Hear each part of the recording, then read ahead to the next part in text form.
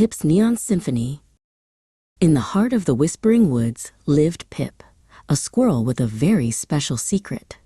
To Pip, the world wasn't just sights and sounds, it was a swirl of magic. When the morning sun hit the dewdrops, he didn't just see light, he heard a soft, golden hum like a choir of bees. When the wind rustled the leaves, he saw shimmering waves of emerald green floating through the air. Pip had synesthesia, which meant his brain painted pictures out of sounds and composed songs out of colors. Today was the day of the Great Forest concert. Zephyr, a tall owl with a very large baton, stood on a high stump. "Positions, everyone," Zephyr hooted.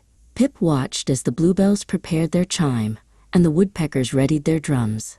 To Pip, the bluebells looked like floating sapphire bubbles, and the woodpeckers' drums looked like heavy, rhythmic splashes of orange paint. The concert began with a mighty crash. The drums boomed, and the flutes chirped. For most animals, it was beautiful music. But for Pip, it was getting very crowded. The orange splashes from the drums were getting too big, and the high-pitched whistles felt like sharp purple zigzags poking at his ears. "It's too bright. It's too pointy," Pip whispered, clutching his paws to his head. The music grew louder and faster. The colors began to clash, turning into a messy, scribbly gray fog in Pip's vision. The sharp noises hurt his feelings as much as his ears. He couldn't see the path or hear the melody anymore. He needed to find a quiet place where the colors didn't sting. Pip turned away from the stage and scurried deep into the hollow of an ancient, silent oak tree. Inside the hollow, Pip found a pile of strange, fuzzy acorns. They were covered in thick, silvery moss that felt like velvet. He picked two up and pressed them against his ears. Suddenly, the world went hush. The sharp purple zigzags vanished. The messy gray fog cleared. Pip took a deep breath. These were hushacorns, and they were exactly what he needed to feel safe. With the world quiet, Pip felt something he had never noticed before. Even though he couldn't hear the loud music outside, he felt a deep thump, thump, thump vibrating through his paws from the floor of the tree. He closed his eyes.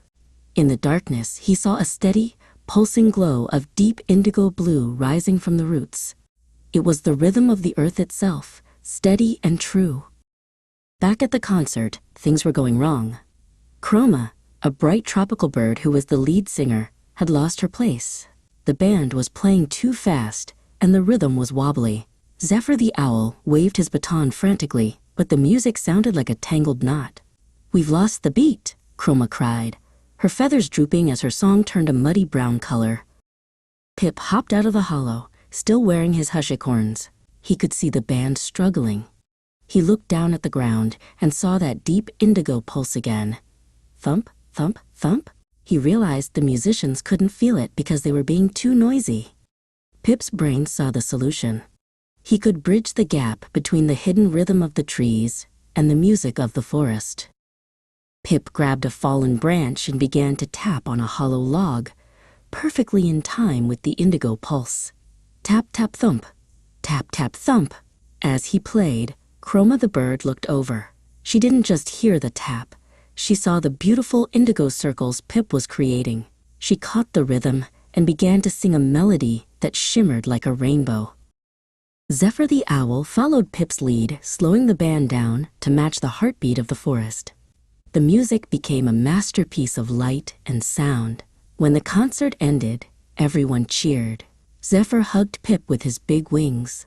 "Your brain is a different kind of instrument, Pip," Zephyr said. "You heard what we couldn't." Pip smiled, watching the applause turn into a soft, sparkling rain of silver stars.